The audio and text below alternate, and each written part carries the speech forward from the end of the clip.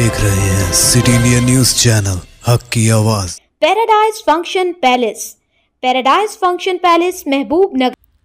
रुकन असम्बली महबूब नगर एनएम श्रीवास रेड्डी ने कहा कि चाकली आयलम्मा वो बहादुर खातून थी जिन्होंने पहली ज़मीनी जद्दोजहद और तेलंगाना तहरीक का आगाज़ किया और तेलंगाना तहरीक को मुतासर किया।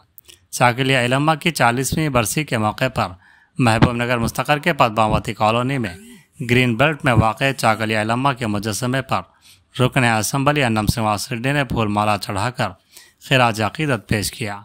इस मौके पर रुकन असम्बली ने कहा कि वह एक बहादुर खातून थी जिन्होंने तेलंगाना में लाखों लोगों को ज़मीन की आज़ादी के लिए मुसल्लह किसानों की जिद्दोजहद में तहरीक दी। उन्होंने कहा कि उसने निज़ाम नवाब और उसके साथियों और जागीरदारों के ख़िलाफ़ तेलंगाना की मुसल्लह जिद्दोजहद में अपने घर को दफ्तर में तब्दील कर दिया। उन्होंने कहा कि उनकी कहानियाँ आने वाली नस्लों के लिए बहुत मुतासरकुन हैं, इसीलिए उनके एजाज़ में ख़वातीन की यूनिवर्सिटी का नाम चाकली आयलम्मा यूनिवर्सिटी रखा गया। उन्होंने कहा कि चाकली आयलम्मा से मुतासर होकर महबूब नगर में 100 तलबा को इंजीनियरिंग की तालीम मुफ्त पढ़ा रहे हैं। उन्होंने कहा कि अगर आपके बच्चों में से कोई इंजीनियरिंग की तालीम हासिल करने में दिलचस्पी रखता है तो वह मुझसे फौरी रब्ता करें। इस मौके पर रियासती अक़लियती मालियाती corporation chairman Ubaidullah Kotwal, district library chairman Mallu Narasimha Reddy, मोड़ा chairman Laxman Yadav, market committee chairperson Bekkari Anitha Madhusudan Reddy, TPCC general secretary Sanjeev Mudiraj, साबिक़ municipal chairman Anand Goud, Congress party के senior leader Vinod Kumar, DCC general secretary Siraj Qadri, CJ Benhur, Azmat Ali, Krishnakanth Reddy, साबिक़ म्यूनसिपल काउंसलर्स के अलावा ओहदेदारों और दीगर ने शिरकत की। తెలంగాణ రైతాంగ సాయుధ పోరాటానికి స్ఫూర్తి ప్రదాత చాకలి ఐలమ్మ గారి 40వ వర్ధంతి ఈరోజు మహబూబ్నగర్ పట్టణంలో వారి విగ్రహం దగ్గర ఘనంగా జరుపుకుంటా ఉన్నాం। వారికి నివాళులు అర్పిస్తూ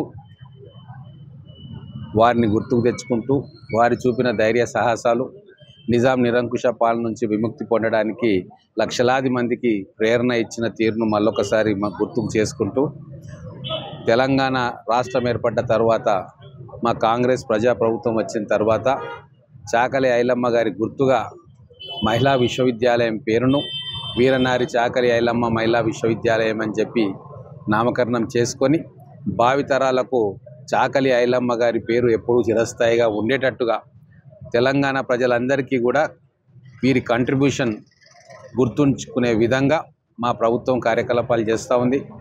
ఈరోజు చాకలి ఐలమ్మ గారి వర్ధంతి సందర్భంగా మన మహబూబ్ నగర్ నగర ప్రజలకు ఒకటి చెప్పదలుచుకున్నా, మన